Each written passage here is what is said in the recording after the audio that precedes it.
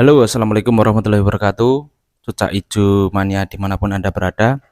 Pada kesempatan kali ini saya akan membagikan tips bagaimana cara untuk merawat cucak hijau ketika Anda sibuk bekerja, berangkat pagi, pulang malam.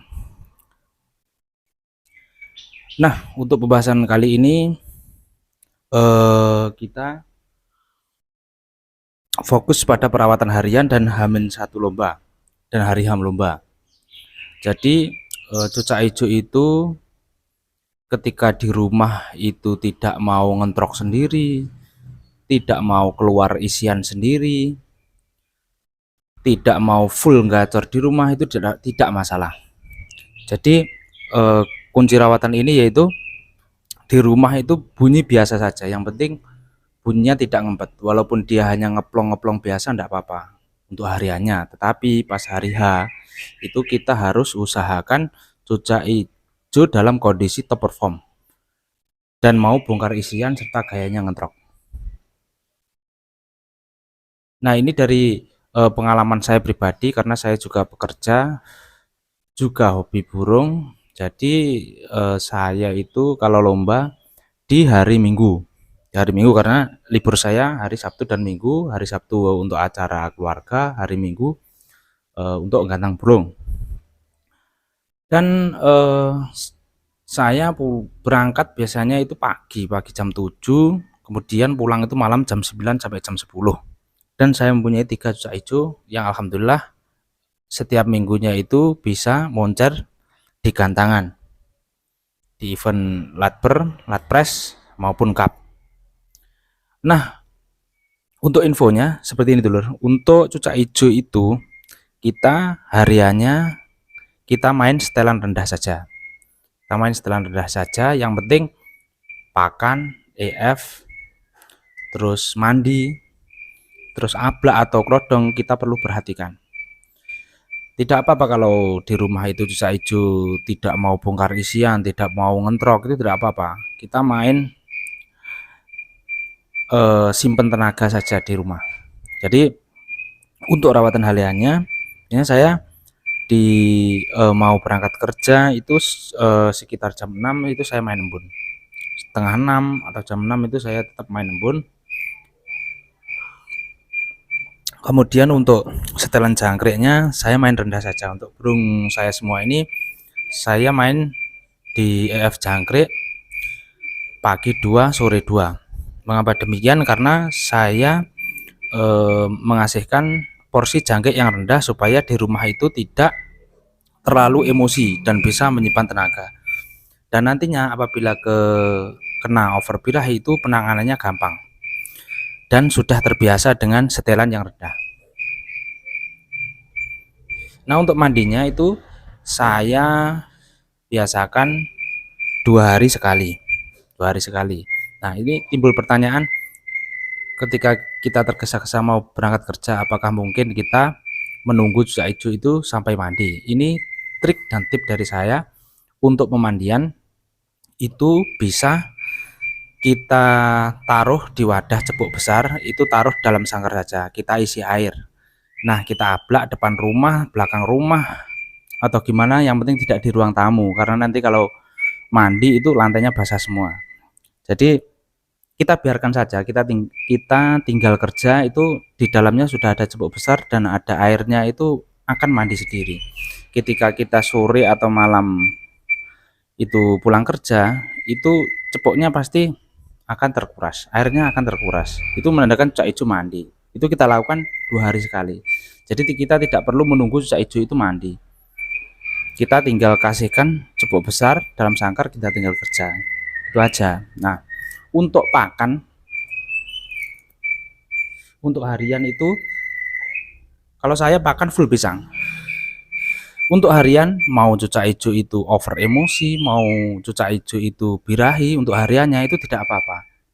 Itu untuk harian. Untuk setelan harian seperti itu. Nah, kemudian untuk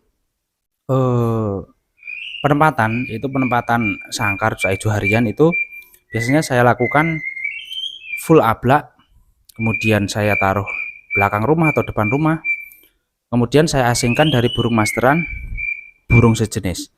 Kita kasih tempat yang nyaman tanpa ada gangguan dari burung lain, karena kalau ada gangguan dari burung lain, biasanya cucak hijau itu karena gelabakan, over emosi, over birahi. Jadi kita usahakan pengasingan burung. Nah, kemudian untuk kuncinya untuk rawatan harian seperti itu aja. Jangkrik biasa 2, pagi 2, sore 2, mandi 2 hari sekali. Kemudian pakan full pisang. Kemudian ketika kita lomba di hari Minggu, di hari Sabtu itu baru pengondisian awal. Jadi di hari Sabtu itu kita lihat cucak hijau kita, apabila dia birahinya naik, itu kita lakukan penggantian pakan pokok. Jadi kita ganti dengan pakan pir atau pakan pepaya untuk menurunkan over birahi. Nah, kita lakukan antisipasi tersebut karena kita mengantisipasi di hari hanya itu biar cucak hijau tidak over birahi, karena kalau kita berikan pakan di hari H, di hari Minggunya, itu takutnya cucak hijau apabila kita berikan pakan pepaya atau buah pir di hari hanya hari Minggunya, kita takutkan cucak hijau tersebut akan lemes di gantangan kalau terlalu dadak. Maka dari itu kita berikan di H-1. Nah, untuk rawatan hariannya wajib mandi pagi atau siang. Kalau saya wajib mandi, dan tadi belum saya jelaskan untuk penjemurannya. Berhubung kita di harian itu kerja, berangkat pagi pulang malam, maka non jemur. Kita taruh di depan di teras rumah saja, yang atapnya itu seng, itu kan panas matahari akan terkena seng dan menghangatkan cucak hijau. Jadi tidak terkena panas secara langsung. Ya, kita kalau kerja setiap hari, kalau menjemur burung itu waktunya tidak ada. Jadi kita lakukan ablak saja, kita taruh di depan rumah, bawah seng. Jadi nantinya panasnya itu akan mengenai. Jadi panasnya itu tidak mengenai cucak hijau secara langsung. Jadi cucak hijau hanya merasakan hangatnya panas saja. Untuk setelan hari H lomba,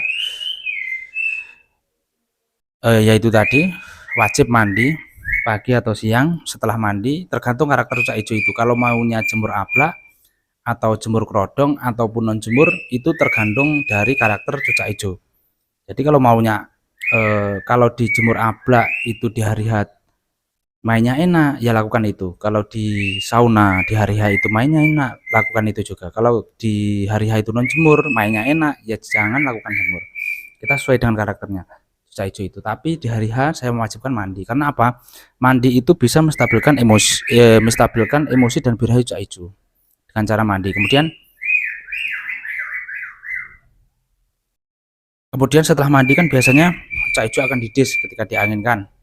Jadi dapat juga berguna untuk mengantisipasi didis pada saat lomba dan untuk menyegarkan kondisi dari badan burung. Untuk pakan di hari H kita full menggunakan pisang kepok, dan kemudian untuk jangkriknya kita di pagi hari itu setelah mandi kita kasihkan jangkrik 2 saja, jangkrik biasa. Kemudian mau berangkat kita tidak mengasihkan apa-apa. Kemudian di lapangan kita kasihkan jangkrik sedikit demi sedikit. Jadi kita berangkat di lapangan itu tidak mendadak, ya paling tidak kurang 4 sesi lah, 4 sesi untuk mengkondisikan burung di lapangan. Kita lihat kalau burung di dalam kerodong belum on, kita ablak dengan resetting setengah. Kita amati gerak-gerik burung. Kalau ketika di ablak itu mau on, maka kita tutup kerodong, kita kasihkan jangkrik 1. Kalau kasihkan jangkrik 1 itu di lapangan cucak hijau masih naik turun, tandanya cucak hijau itu lapar, maka kita tambahkan jangkrik 1 lagi. Kalau kita tambahkan jangkrik itu cucak hijau itu masih naik turun lagi, itu tandanya lapar, kasihkan jangkrik satu lagi. Jadi pemberian jangkrik itu secara bertahap, jangan langsung 3 sekalian, jangan. Kalau ketika kita pemberian jangkrik ketiga itu cak ijo sudah enak, sudah nyaman di tangkringannya, tidak naik turun dan tidak dan bunyinya itu nguncis dan mendengar burung lain itu jambul, kita lakukan kita stop pemberian jangkrik. Kita hanya pengondisian di lapangan. Kita tutup rodong, kita taruh tempat yang aman, tidak panas, dan tempatnya tidak petang atau tidak gelap, ya sedikit redup-redup, tidak terlalu terang juga, dan tempatnya yang nyaman, yang apa ya, anyep istilahnya di bahasa Jawanya itu. Nah ketika itu kita mau naik, ya kita menaikkan, kita dilihat kondisi burung di gantangan. Untuk sesi keduanya itu biasanya saya tidak menambahkan apapun, jangkrik maupun ulah tongkong saya tidak menambahkan apapun. Tapi kalau burungnya itu ketika mau main sesi kedua itu sudah lemas, saya hanya memberikan jangkrik setengah.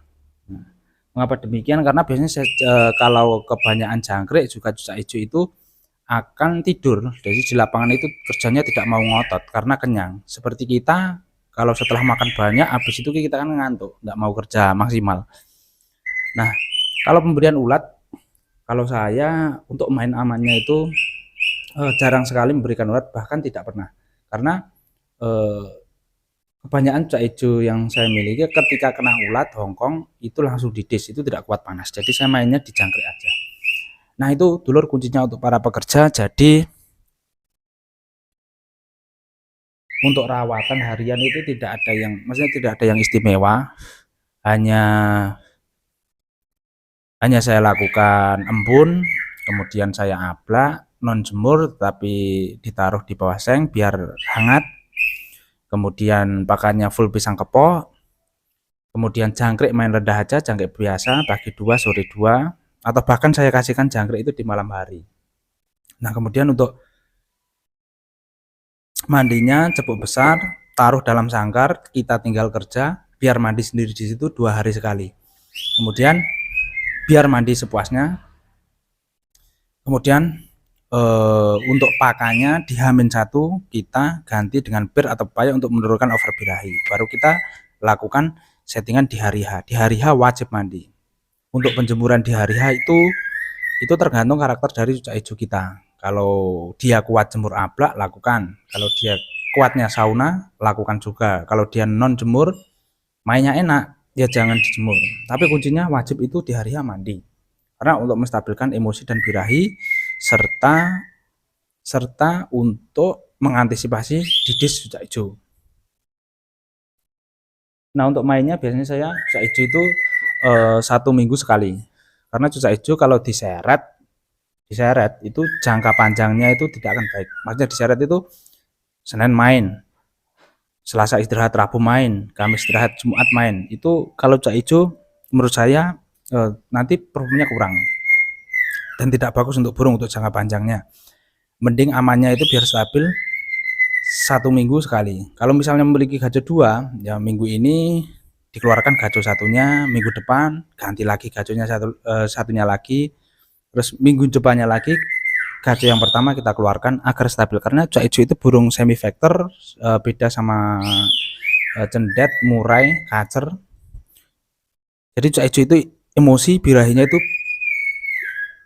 tidak stabil, atau untuk menstabilkannya itu susah. Kan kuncinya untuk moncat atau forward di kantangan itu cucak hijau birahi emosi stabil. Kalau birahi emosi stabil, ketika di gantangan itu mau ada yang tawuran di bawah, itu dia tetap nembak, tetap perform dengan top performnya itu. Ketika birahi dan emosinya itu belum stabil di lapangan, itu cucak hijau akan gelisah, dides, kalah mental, turun, tidak mau nembak, diem tuh. Jadi kita kuncinya cuma itu.